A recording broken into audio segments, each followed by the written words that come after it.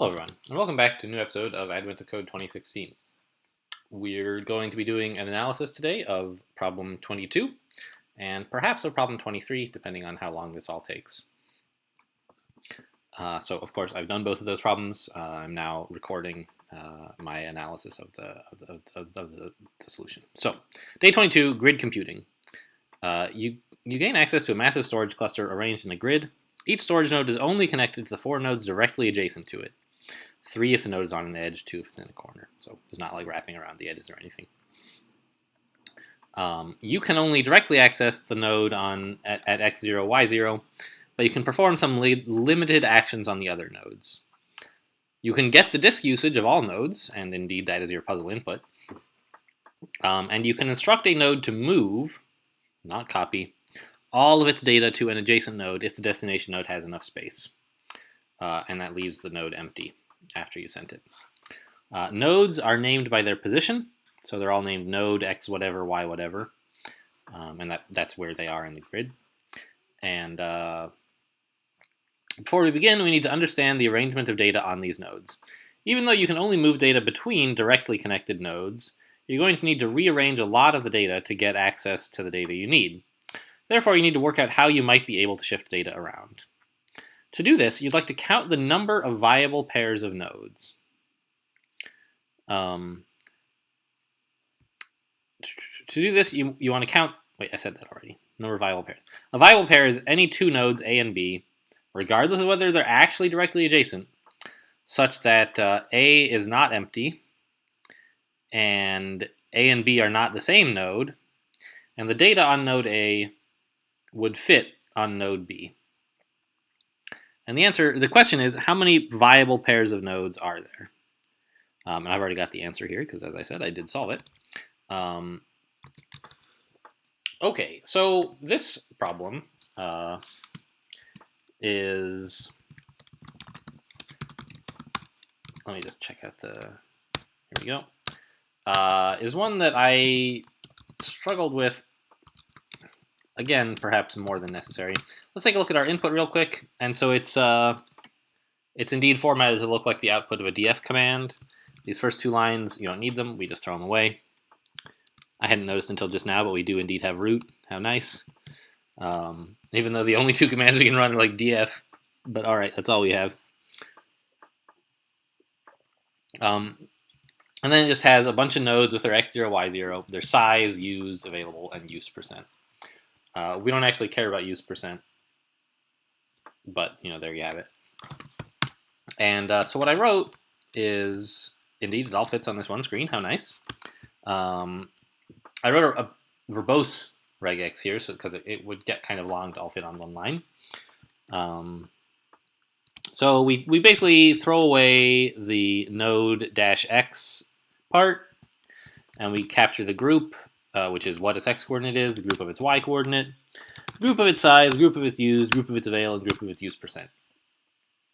Fine, pretty simple. And we have a node class that is just going to be like basically a named tuple. And in our parser, we parse based on this regex, we construct a new node object, and we destructure the result of parsing all of the ints in the groups. And then for each of them, we set that thing in the node. It occurs to me just now that maybe I should have used like a loop over setattr and the names of these things. I don't know. Because we have to repeat the symbols x, y, size, used, avail 3 times each. And we repeat node like 5 times. If I had written a loop over the strings x, y, whatever, maybe I could have done it with less repetition. I don't know. Anyway, so we just return a new node object. And so the first commit that I made is just nothing more than parsing. We just parse all of the lines, and then we print out the vars of the node. Just for, we can run it for you if you want. And it just prints out a bunch of objects that, are like the result of parsing stuff, as evidence that we did parse correctly. So, reasonably happy with this.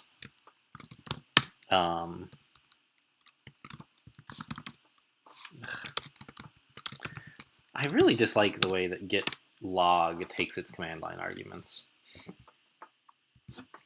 But that's a question for another day. So next up was to add this part1 function here. And I again, I think on this problem spent some time thinking about a sorted map or dictionary. It seemed like it would be pretty useful. To like for each item in sizes, do a binary or do a lookup in avails to find, hey, which half of node, which chunk of nodes have less available space than this node needs, and which have more. Just by like having a sorted map, and like, right, you could ask for what are all the keys less than or equal to this. You could also do it with like a binary search each time, which comes out to be about the same thing as this map, I think. No, it would be less efficient. But anyway, but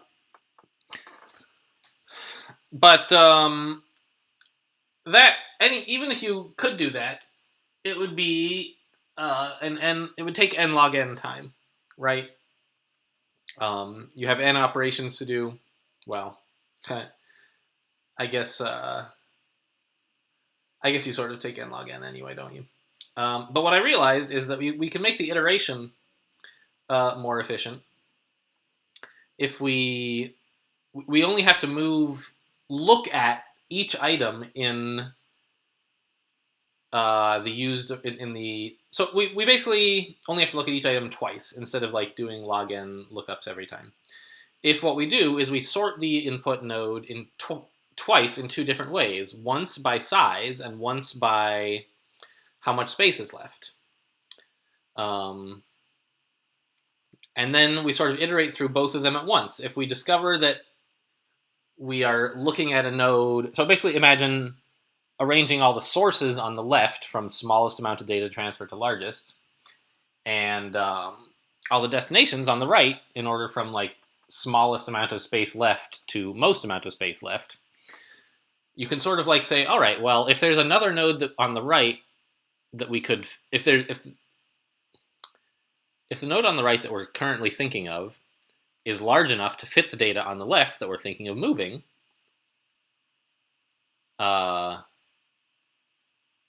let's see. Gosh, I had some trouble getting this algorithm right. If it's large enough,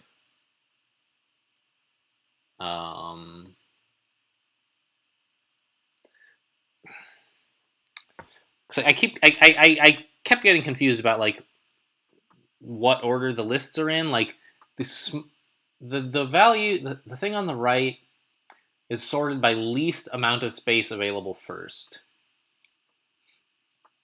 So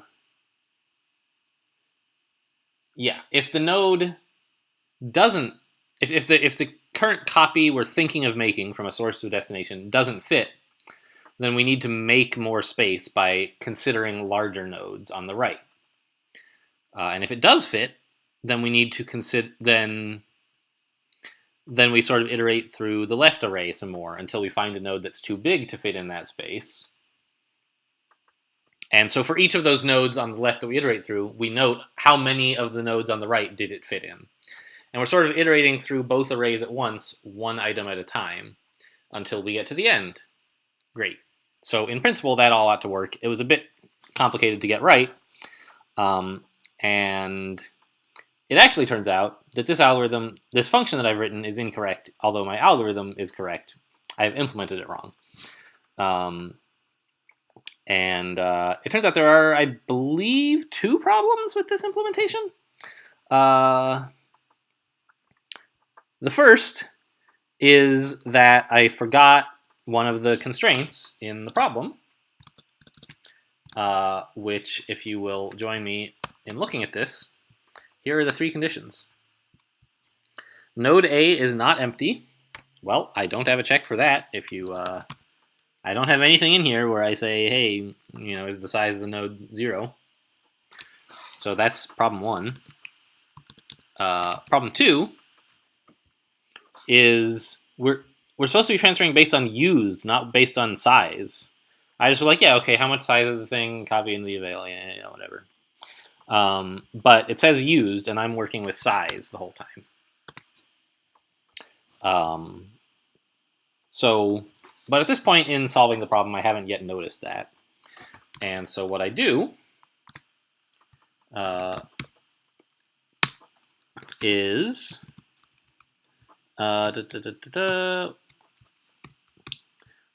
I say part 1 complete, added a brute force solution, and then you realize I misread the problem.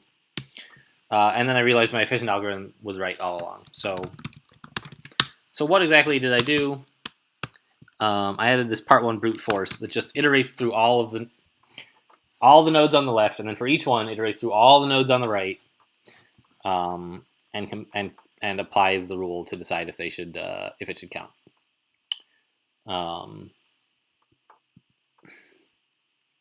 So that worked, and then I realized, like, okay, actually I can use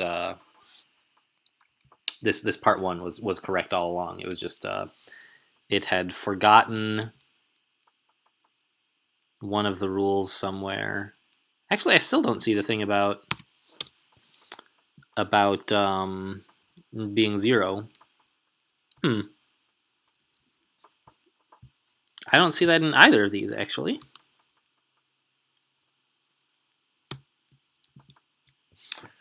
Did I get that wrong? Did I have another commit where I did that? Yes. The next commit, I forgot to ignore empty source nodes. Hello? Revert, please. There we go. And so then in each of these, I added this. I added this condition here. Whoops.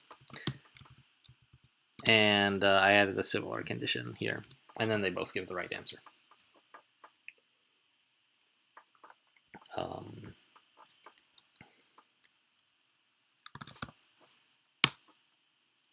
Yeah, 860. So it actually takes a fair while doing it the slow way, but it's like a second. Not that long. And it's only like 3 times faster to do it the efficient way. If the input were large enough, that would start to matter, but it's not. Okay, so there's 860 compatible nodes. Fine. So viable pairs, I should say. So this problem, part 2, let's go look at part 2. I didn't really like part 2 today. I can see how some people might. It's just my personal thing of why I didn't. So the idea is, now that you understand the grid, it's time to get to work. Your goal is to gain access to the data which begins with y equals 0 and the highest x, which is the top right corner. And they give us an example 3 by 3 node array, and point out that that actually most of these nodes are the same, basically. There's one gigantic node, this one here, that doesn't have enough space to accept the data from any other nodes, and also is so big that its data can't be transferred to any other node.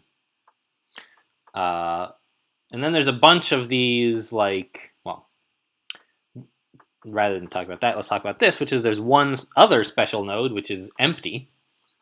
It has nothing written to it. And then there's all these other nodes, which they're all more than 50% full, so none of them can copy onto each other. But any of them can copy onto the empty node. So, okay, that's a cool coincidence, I guess. And he points out that you can actually, therefore, simplify the problem. Instead of thinking about their actual used and avail, think about them like this, as a maze where you have, like, the goal is here, there's a wall here, this is an empty node, and this is the goal.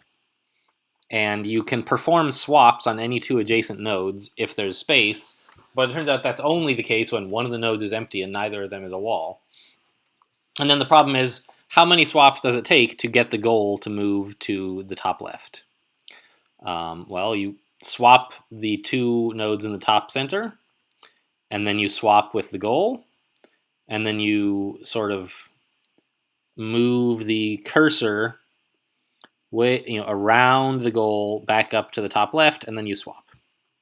I kind of think it would have been fun to solve this in the general case, but we have this A-star algorithm, great, but I couldn't figure out any good heuristics to write that didn't just rely on this structure anyway. And once you have the structure, you can sort of solve it by hand, which is what basically everybody did. Once you've turned it into this structure, you could use A-star to search it, but it's actually easier to just do by hand. So let's look, therefore, at my solution to part 2.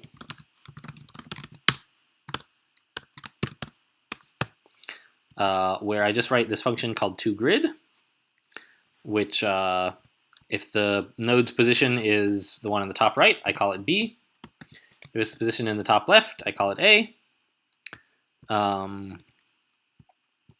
If it's empty, I note that it was the start by printing it, so I know what coordinates I'm working with.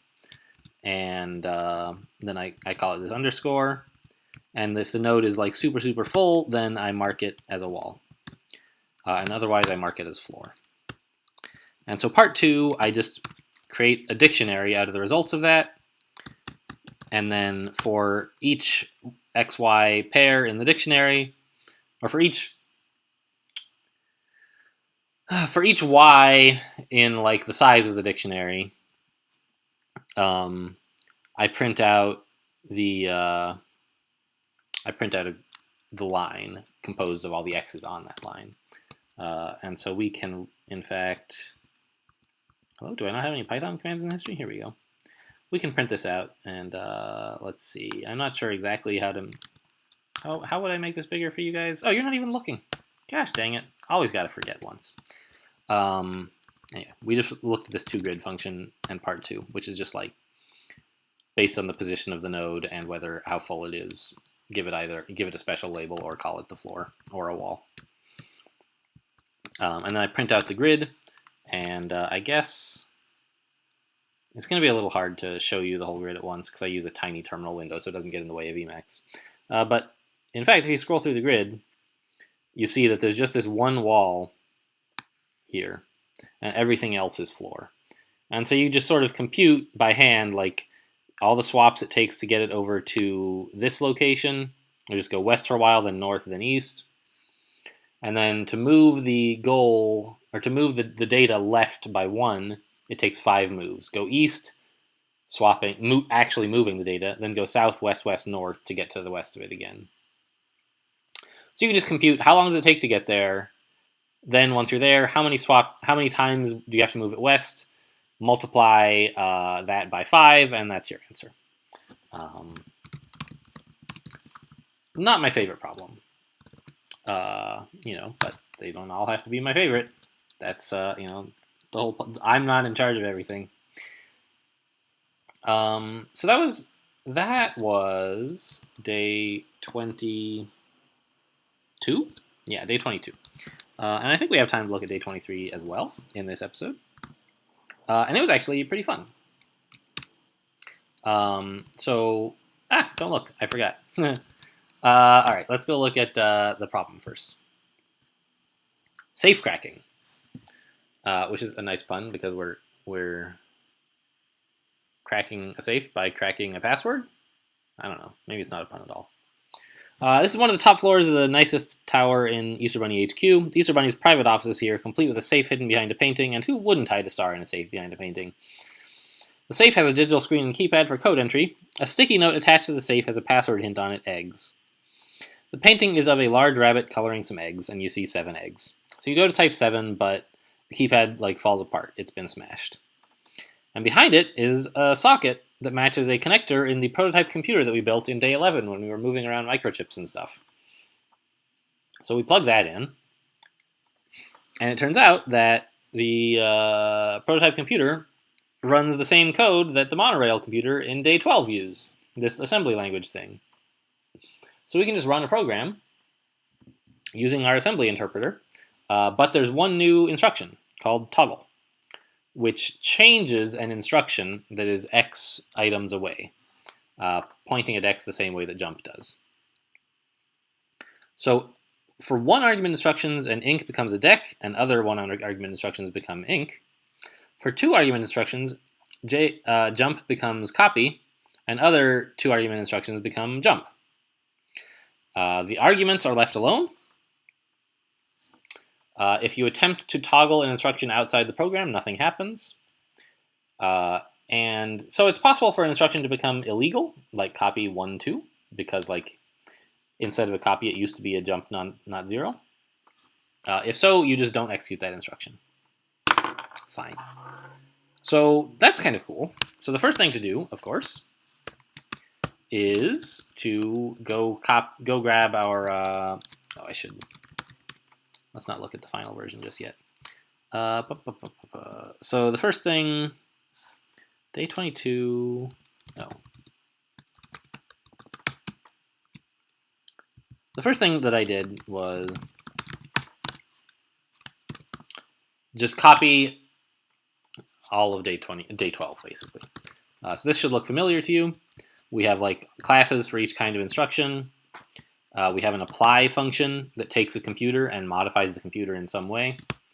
So for example, copy grabs the registers and looks up the destination register for itself and sets that in the registers to be the result of evaluating its source argument with the registers. So we also have, in addition to these instructions, we have classes for the two types of arguments, literal and register, which have eval, where literal ignores the registers and eval looks up a character in the registers. So great. We haven't written anything new, but that's a refresher on what was going on. God, every time. Really? It swaps the... I'm surprised, actually, that transposing leaves the dot in the middle. I thought it would do this, basically. All right, whatever. So I have a lot of commits in today's thing because there's a lot to do. And also, like, there's a bug left over from the previous version, so I fixed that. This is an interesting commit, I think, where I give each instruction a toggle method, which just returns a new instruction that is what this one would be if it were toggled. I don't yet actually implement the toggle instruction, but or use it at all. But you know, each one has a toggle, and they're really simple. Like copy of J and Z or toggle of J and Z just like returns a copy, and it passes along the same arguments. Now, for example, I saw some other people's solutions, and they were just storing stuff as like a tuple, for example, or some equivalent in whatever language. And there you could just say change the string in the first position from J and Z to copy, and then you have a new instruction. Since we were using classes, we can't do that. You can't tell an object to suddenly become of another type. It just doesn't really make sense. I don't think that's a problem with either approach. It's just a difference. I think it's kind of nice, you know, if we're doing this in a Python-ish way, doing it with like object-oriented stuff and classes with methods, I think is good. I think this is a pretty clean way to model toggling. But there are plenty of other ways in other languages, of course. So what came after that? What did we do next? Oh my gosh, so many commits. Yeah. Okay, so now we... Oh, not show. Let's check it out. We added a new instruction called toggle. So, and its apply is to take the computer, look up its target by evaluating its offset argument on the registers, and adding the computer's current instruction pointer. If the target is not the current instruction, i.e. the toggle itself, wait. If the target is not the current instruction, was there a rule about that? I guess there must have been.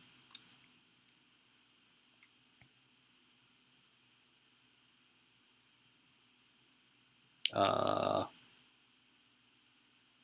don't actually see that rule at all.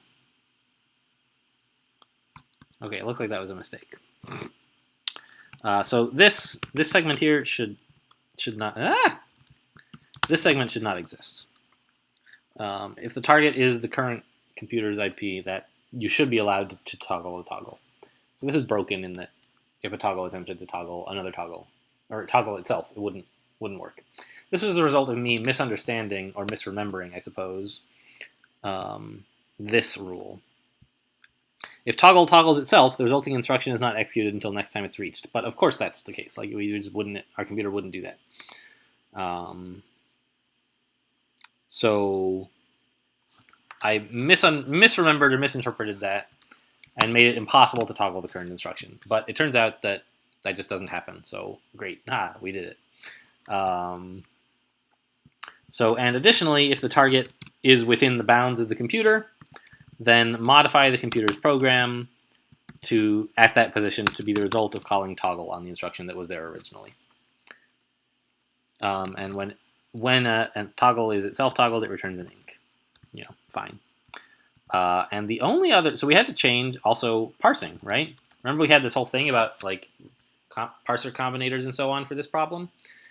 Glad I did, because it turned out it was the only one we ever had to revisit. And the only change we had to make to parsing was this.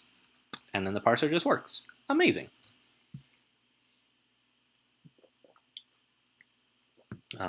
We could have changed the regex parser as well, but I think I either threw it away or just never used it. And it would have been more work, right? We would have had to do like several lines and like make sure we typed everything just right and remembered to call the right data conversion functions. Whereas with the combinator-based parser, it just like worked. It was real easy.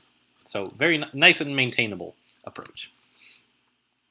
And then we implemented main over here, which is just like parse all the lines in standard in, initialize the registers, except set A to 7, create a computer with those instructions and registers, run it, and output what was at A. Does this like not run? What is the deal? No, it runs, but I think it's wrong for some reason. Because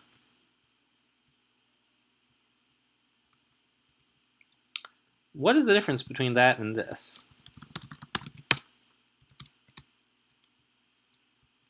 Oh, nothing.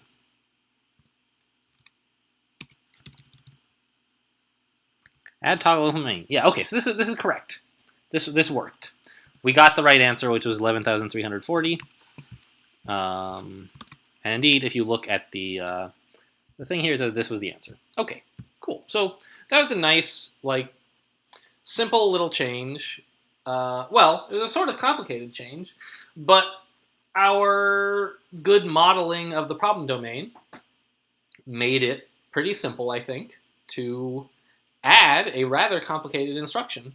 We ended up having to write a non-negligible amount of code, but the code itself was not very complicated. So I would say that was a success. Our part 12 was written in a way that made it nice and maintainable for the future, which is the kind of stuff that I really care about. So Advent of Code is not necessarily the best way to test that you've made stuff maintainable, but you know, the small changes to part 2 are a good example of like, hey, if you can make part 2 a small commit, you sort of made part 1 in a maintainable way. Okay, but now we have part 2, which says, actually, you're supposed to initialize the value to 7, not to 7, but to 12. And it tells you, hey, the computer begins to overheat when you run this. It's like super slow. And he gives you a hint, which is, you know, this whole program has no instruction more powerful than add 1. So we must have executed an awful lot of instructions to get to 11,340, right? Don't bunnies usually multiply? So he's sort of hinting to you that in the assembly there is some multiplication going on. And if you could figure out how to optimize that, you could, to recognize a multiplication loop and replace it with like a single instruction that does the multiplication in Python instead of this horrible interpreted language. you could make things go faster. So fine, sounds fun enough. Do I have checked in that version that I remember? No. So I had a commit in between the last one and this one here, which I implemented everything. Actually, I didn't make any changes at all. I just changed it from 7 to 12, and I ran it, and I got an answer instantly. And I was like, I'm a genius. Oh, I didn't change it. What I did was I added another thing where I said, let's make a new computer, give it some new registers, and set register A to 12 instead of 7 and run it. And it came out like, phew, super fast. I was like, that's amazing. I'm a genius. But it was totally the wrong answer. And I realized quite quickly why. It was because I have this list of all the instructions here, and I ran the first computer on it, and it changed the instructions around. So when I ran a new computer with what I thought was the original instructions, it was actually the changed instructions. Haha, very funny. Then when I changed it to make sure I got a copy of the instructions before running program 1 over them, it started being very, very slow. So I started working on some optimizations. Actually, well, hang on. Is this the right one? Yes. Yeah, so basically, if you take away this call to list, you get the problem that I had before where the instructions get modified and therefore the second computer runs too fast. So you'll note in my commit message, it says runtime 53 minutes. While it was running, I started working on the optimizations, but I timed it, and it actually finished before I was done optimizing, but it was still a fun problem to continue working on, so I did. So how did I support? Wait. Oh, I forgot an interesting thing that we did in the previous version.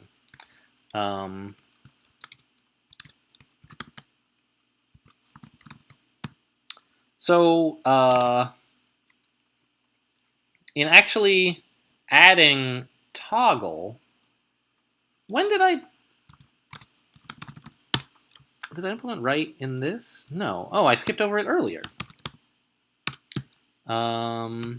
In teach instructions to be toggled, there was some interesting stuff that I did that I forgot to show you.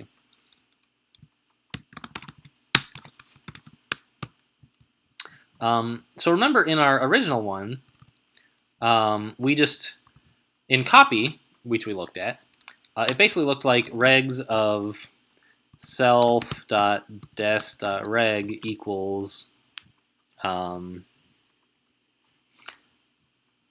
regs.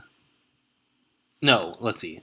Self.source.eval of regs, right? We just wrote into the registers.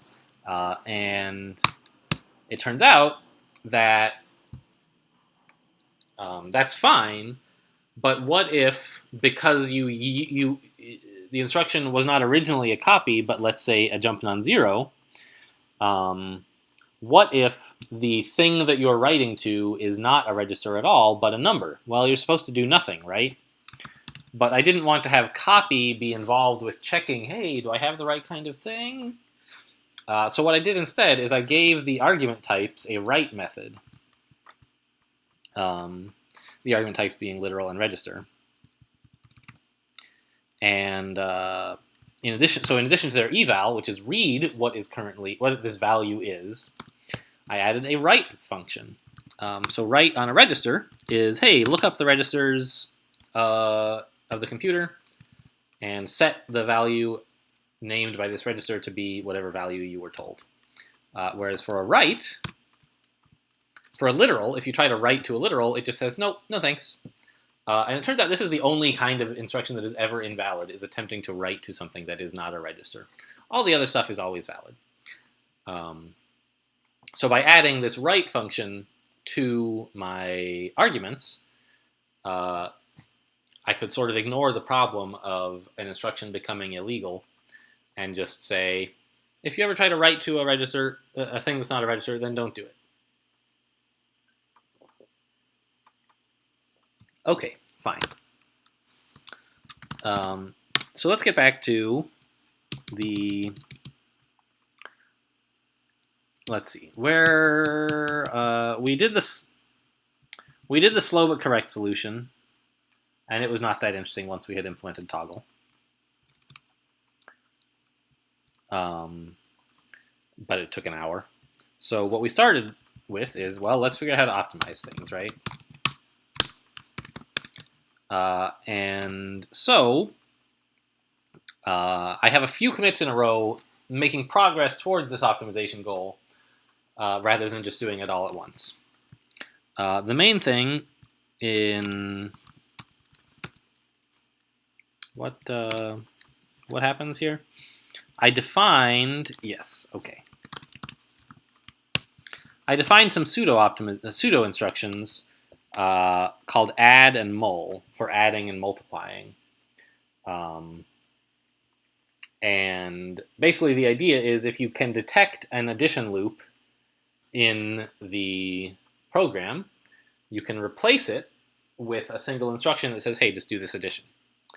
And likewise, multiply is the same thing. If you can detect a multiplication loop, replace it with an instruction that says just multiply. And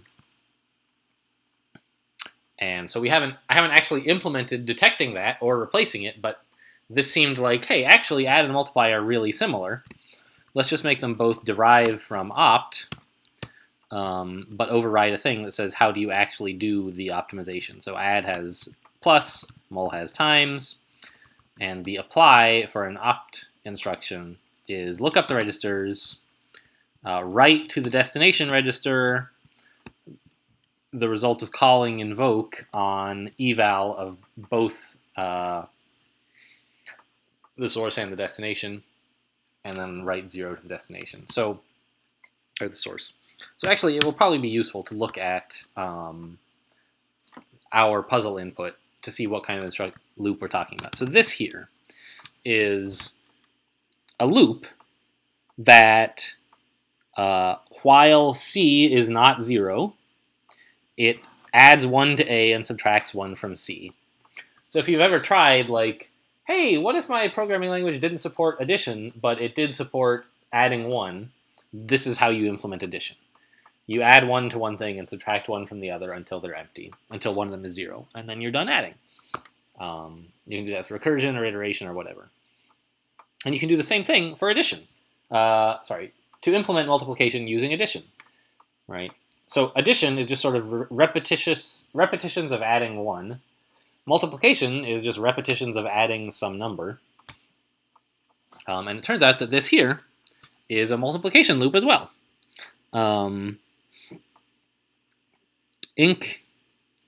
So actually, it's sort of this is rather.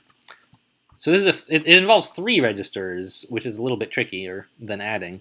But the idea is we copy B into C, and then we do this loop where we add C into A, consuming C. And then we decrement D. And if D is non-zero, we go back and we copy B into C and add it again. So basically, we're using this whole 6 instruction series has the effect of, let's see, add to A the result of multiplying together D and B. And it uses C as a scratch register for this purpose. So if we can find a pattern like this and replace it with multiplication, then we'll save a whole bunch of time. And you can see something similar happening down here, except it's just the tiniest bit different because they're both inks, right? Ink A, ink D. And so I haven't traced the instruction of the program, the operation of the program, but I assume that one of these inks gets toggled into a deck, basically, is what's happening. I don't remember how. I don't know how, but I assume it happens. And likewise, there's another addition loop up here, but no multiplication going on. So the idea is to replace those with simpler instructions that just do the right the more high level operation all at once in Python instead of simulating it. So anyway, here's this optimization class, and if you've been paying attention, you'll notice a mistake that I made that I didn't notice until later, which is that actually multiply doesn't take 2 registers and multiply them together. It takes 3 registers and adds to one of them the result of multiplying the other 2. So, that's sort of going to be an issue later. But for the moment, since I haven't gotten to multiply yet, I'm going to implement add optimization first. So I won't notice that just yet, basically. So okay, great, we did that.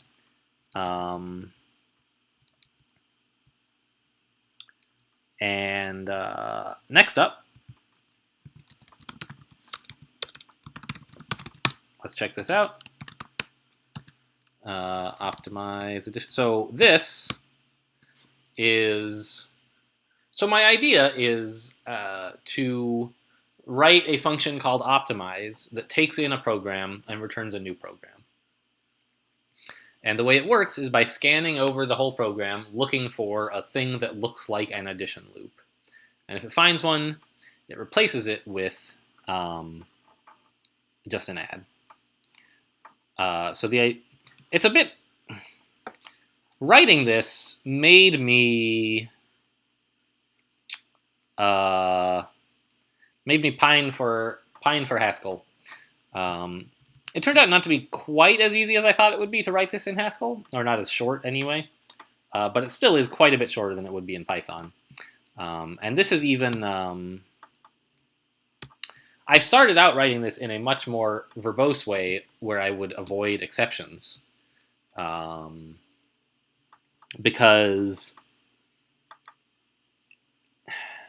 we don't have a program's registers available when we're optimizing, and nor should we. And so it becomes a little bit difficult since we've sort of encapsulated the arguments of our instructions into objects that we're not really supposed to look into too closely. It's hard to tell, hey, what register is this writing to? Because we've sort of hidden our arguments behind an interface of just, you should be able to write to it and you should be able to eval it. Reaching inside of that to see, hey, what kind of instruction is this actually, is kind of cheating. And so what I started by doing is I said, hey, if the first instruction is an increment, okay, then get out its argument and check, hey, is its argument a register? If so, save off its register somewhere. Next, check the second instruction. Is it a decrement? If so, is its argument a register? If so, what is the value of the register and its argument? Save that somewhere. And likewise for J and Z. Is its first argument a literal and its second argument a register, or whatever exactly? I forget what rules we wanted. And it just was this huge, long, cascading staircase of ifs, and it would have gotten quite a bit longer than this is if I had continued in that way. But I decided that, you know what, Python people, from what I hear, think it's not so gross to use exceptions for control flow as, say, Java people do. I grew up with Java, so to me, like, using an exception for control flow is quite squicky. But when in Rome, if everyone's getting into the public bath naked and like you're in Rome, I guess you should do the same thing, even though it seems like a little bit gross to someone growing up in Minnesota. Whatever, I don't know. I'm not from Minnesota, nor do I have anything against or for Minnesotans, really. I don't know of any, for sure. I'm sure I know Minnesotans, but I don't know who they are. So anyway, so what I decided to do is, once I determined that the instructions were all of the interesting types, I just assumed that their arguments were of the right types and looked inside of them, and if I get an attribute error, then forget it. Give up on the optimization. It must not have matched. So the idea is we're going to iterate over the program sort of in chunks of 3, like so. And also, it turns out that there are two additions in or maybe three additions in the program, and one of them goes dec inc, and the other one goes inc dec. So what I just did was to unify. I said, hey, if the first one's a dec and the second is an inc, then just like pretend they're swapped. And that makes it easier to say if 1 is inc and 2 is dec and 3 is jump, then okay, look at the offset of the jump and see if it's exactly a literal of -2. And if the argument in the jump is a register, and it's the same register as the one that we're decrementing, then replace these 3 bits in the program with an add of the 2 things, followed by 2 jumps that do nothing. So this is basically a no-op here.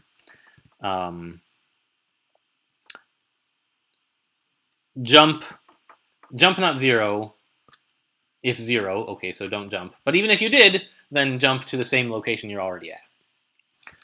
So that's the idea. We have this program here, this function now that will take a program and give you back a better one. Now, in principle, there's still some danger here if some other instruction jumps into one of our jump non-zeros. We've assumed that this loop is always executed starting from the top, but if someone were to jump into the middle of the loop, we've broken the contract. And this version of the program, of my solution, does not handle that. In principle, you should. And I was thinking about this overnight, and I realized that what would have been better is to replace these J and Z's with traps. A trap instruction, which basically tells the program, oh, your assumptions were broken, someone jumped into the middle of your loop, rip out the optimizations, and replace them with the original instructions.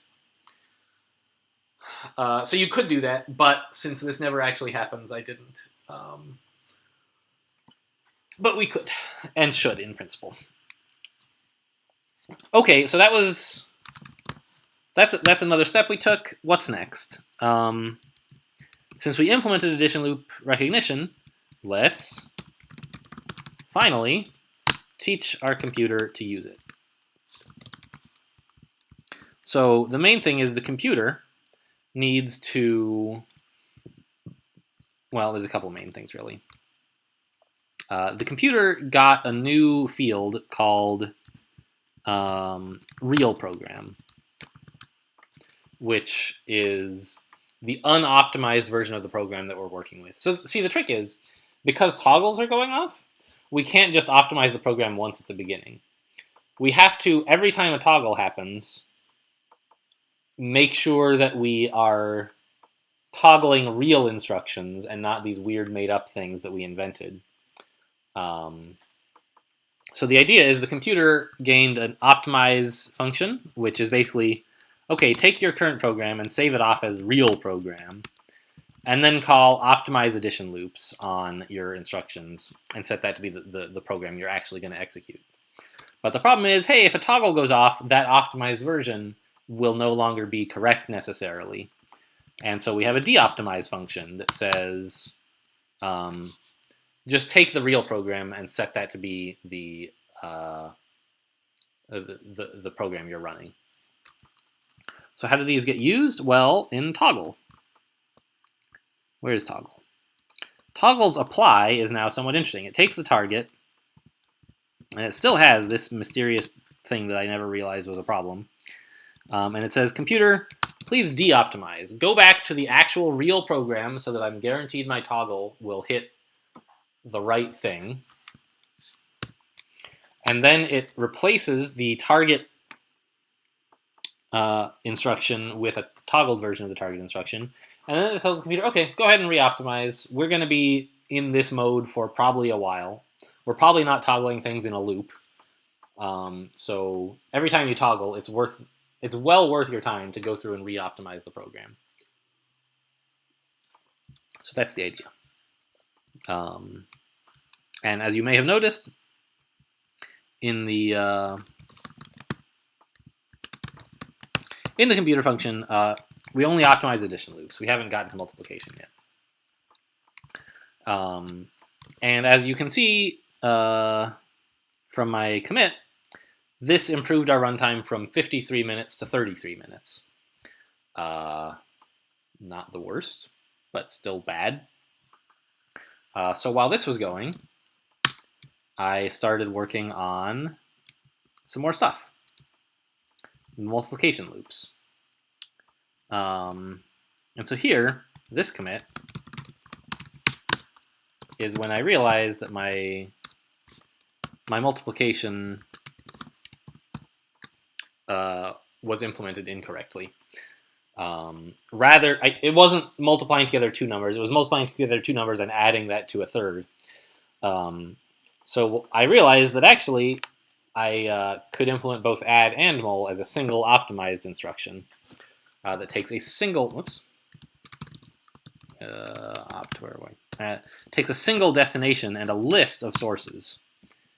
And when applying itself, it sets the destination to be the destination plus the product of the sources, which for one source reduces to multiplication, and for two sources, reduces to addition.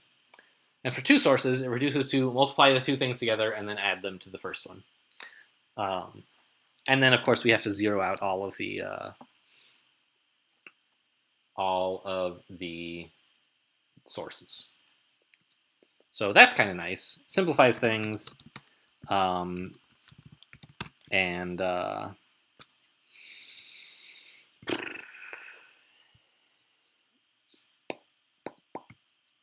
there we don't need the different add and mul, which I realized because mul was not going to work.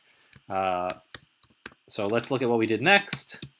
After unifying these things, we implement simplify addition optimization. What was this all about? It was pretty simple, right? Yes. So instead of writing out the jump non-zero of literal 0 twice, I wrote it out once and multiplied it by 2. That's all there is in this commit. I'm not going to bother checking it out. I'll just show you guys. And after that, we implement multiplication optimization.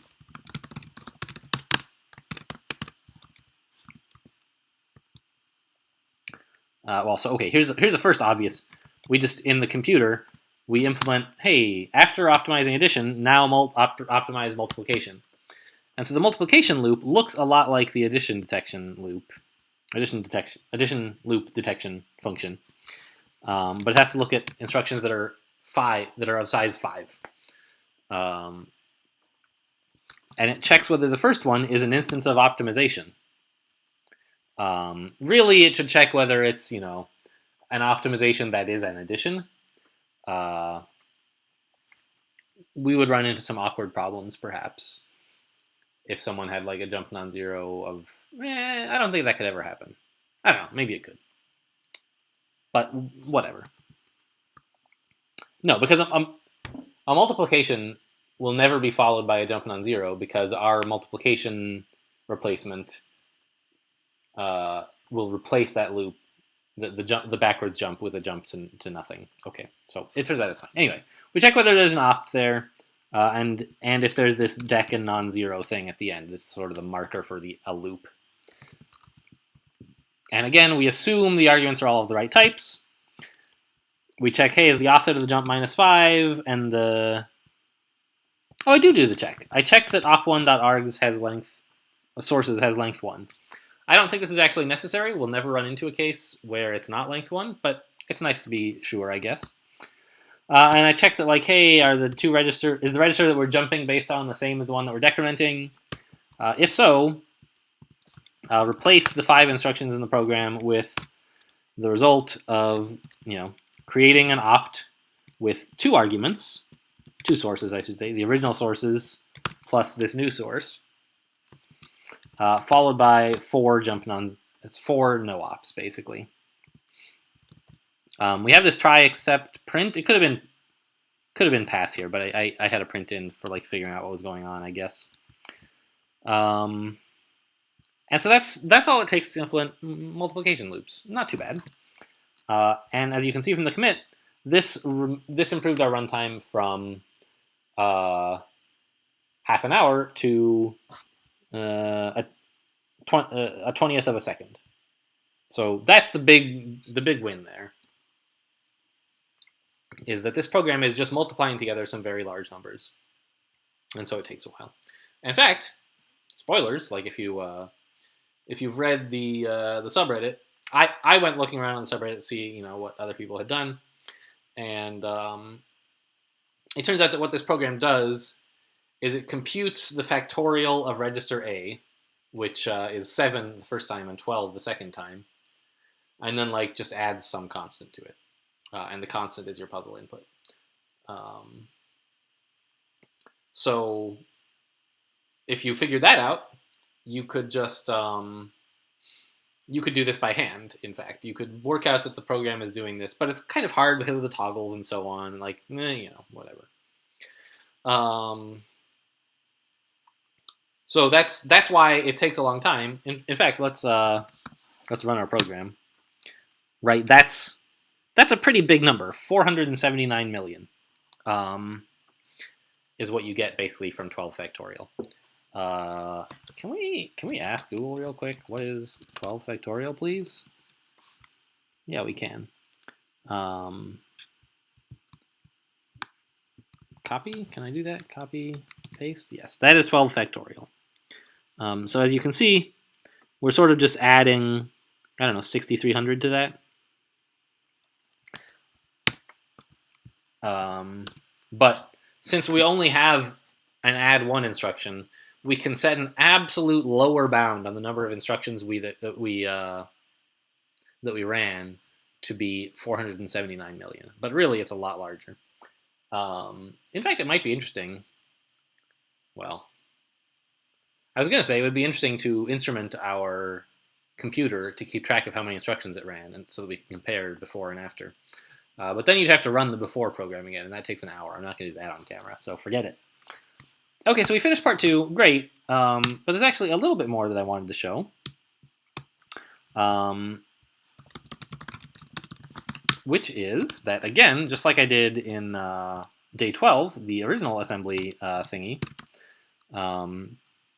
I implemented part of this program again in Haskell. Not the parser this time, but the optimizer, because I thought that it would be interesting to show how it works. So here we have all the data types, fine, like we did before. They're, of course, much shorter than in Python, although we haven't written the methods for them yet. That would be a function elsewhere. And we just have this function, optimize addition loops. It takes a list of instructions, and it returns a list of instructions. If there are no instructions at all, then we are returning the empty list. So an empty program optimized is the empty program.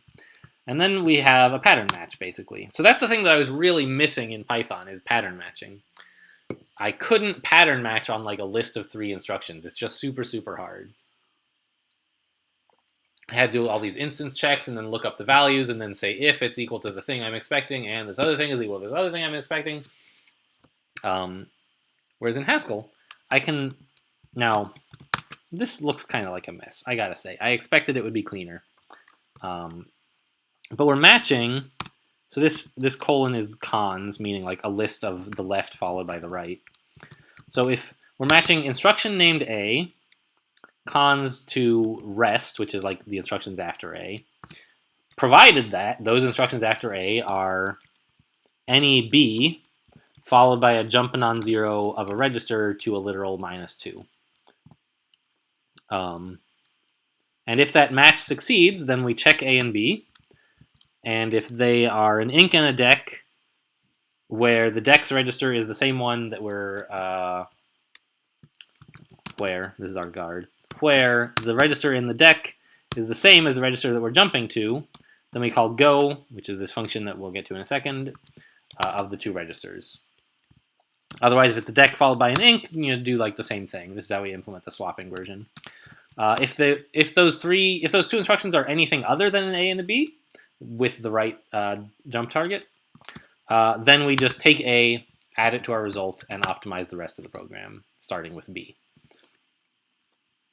So go is just take the register that we're incrementing and the register that we're decrementing, and create an add instruction followed by optimize addition loops of x's. And in fact, I realized just now that I forgot to add the jumped on zeros in. So we could do that, you know, j and z lit 0, lit 0. We could do it like that. There are perhaps cleaner ways to have done it. In fact, I think it would be already cleaner just to do this. Okay, so now you can see that we're adding 3 instructions and continuing. So it's not as concise or as readable as I expected it would be. But I think that it's more of both than Python, and it doesn't ever have exceptions that you have to deal with. We just have pattern match failures, and oh, there's a third clause of the function down here, which is that if it was not one argument, and it wasn't these 3 arguments that matched up together, then just add the first instruction and continue optimizing. Anyway, but the pattern matching makes this all much simpler, I think. You don't have to write everything out in terms of a bunch of ifs and instance checks. You just say, here's the data that I expect. Is it the data that I have? And Haskell, if so, gives it to you and tells you what the values of the things you were looking for are, even. So that's pretty cool.